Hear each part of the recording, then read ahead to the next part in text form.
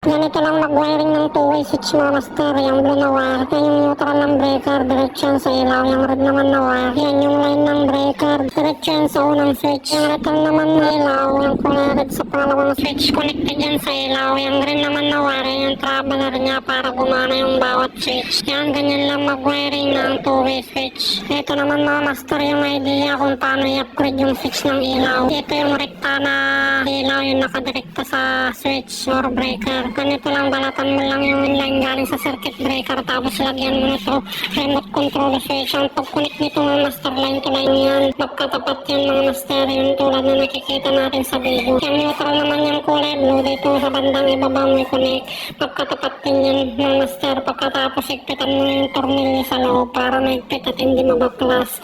Yan, pagkatapos yun mga master, i-open mo yung breaker mo. Yan, pwede ng pagganahin. Yung tawag dito sa connection na to ay remote control switch. Line to line lang yung connection nito. Ang maganda dito mga master, kahit nadidetect ka ng sensor kahit saan ka parte ng bahay mo, gagana pa rin yung ilaw mo. Ito naman mga master yung idea kung paano idugtong ng tama yung wire. Balutin mo lang ng solid wire yung wire na idudugtong mo para masinop, maayos at hindi makalat ang wire mo. Alright, ganito naman yung pwede natin gawin mga master sa mga retaso nating mga PVC. Sigurado yung mga ceiling store nakaka-relate dito.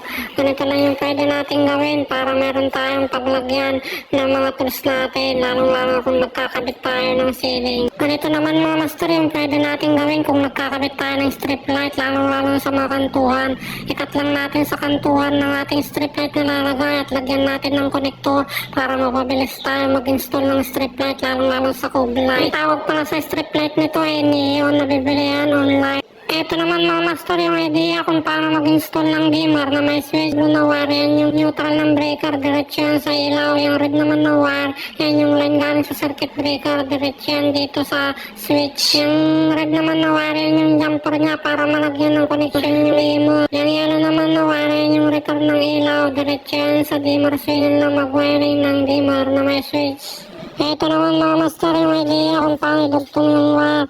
Ibasok mo lang yung idudugtong ng wire sa pagdudugtungan ng wire sa bago mo paikutin para masinop maayos at hindi basta-basta nababaklas. Ito naman mga master yung pwede natin gawin kung meron tayong hihinangin kung walang tayo ng solid wire at paikutin sa screwdriver at ilagay sa letter. Yan, meron na tayong DIY na soldering iron. Ito naman mga master para mapabilis yung ating pag-install ng pin light, line to line connection lang ito. Lagyan mo lang nitong konektor mga master. Yung yellow at blue na wire, dito may kukonek sa taas ng konektor. Yung wire naman galing sa pin light, dito naman sa baba. Yan, papabilis talaga ang trabaho natin. Wala nang splicing kapag meron tayo nito konektor. Ito naman mga master yung pinagbabawal na technique. Yung red, blue at yellow na wire, yan yung line neutral at ground ng breaker. Yung mason ka pero inatasan kang maging electrician. Pagkatapos na-splice yung wire, pinasok sa utility box at tinakpan ng halo. Ano sa tingin nyo mga master sip kaya ito? Hindi ata ito nabayadan ng tama.